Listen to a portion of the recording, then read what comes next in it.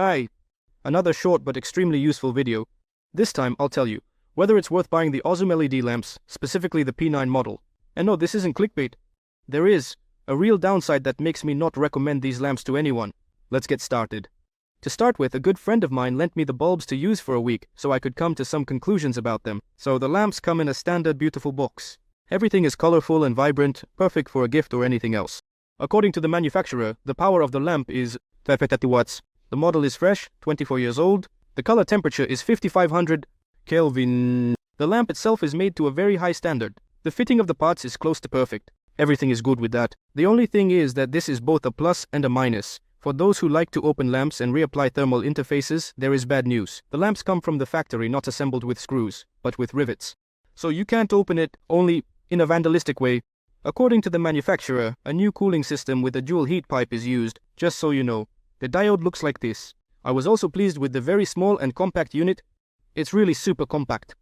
Here's a comparison of the aozum and the Downnight K5C at 40 watts. The sizes of the units differ by a factor. The sky and the earth. By the way, when it comes to the quality of the manufacturing, both options are at about the same high level. Assembly of the material and so on. Cooling fan on the aozum. A little smaller than the Narodnaya K5C. This is how it looks on the car. Right now in the video, on the right is the K5C at 40 watts with a color temperature of 4300, and on the left is the aozum P9 with a color temperature of 5500. The difference is noticeable. Here it's all about personal preference. In my personal opinion, and not just mine, 4300 is the sweet spot, and your eyes don't get tired, and you can see better in rainy weather.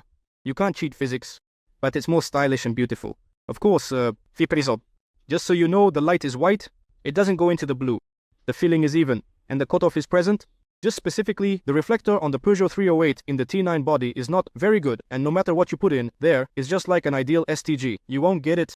So here, as they say, take my word for it. However, after what I'm about to show you next, you might not want to believe me. I decided to check how hot these bulbs get. I won't keep you waiting long. Once again, all the conditions.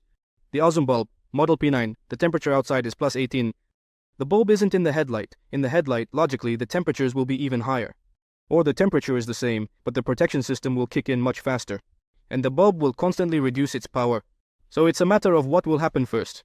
So, in the air, the temperature on the chip on the diode reaches 121 degrees. That's a lot.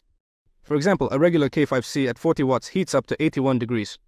The K5C Mini heats up to 111 degrees, which is also a lot. But for now it's mine. The anti-leader is aozum P9 121 degrees, and the only question is how long this lamp will last.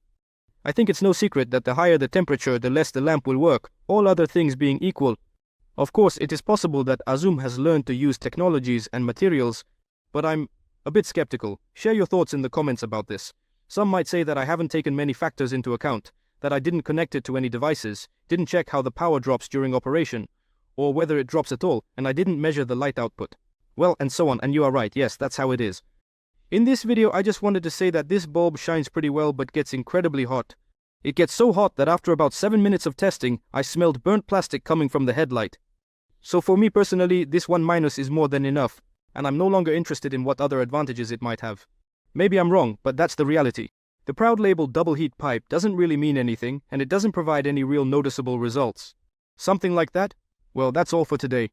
Thanks for watching everyone, bye!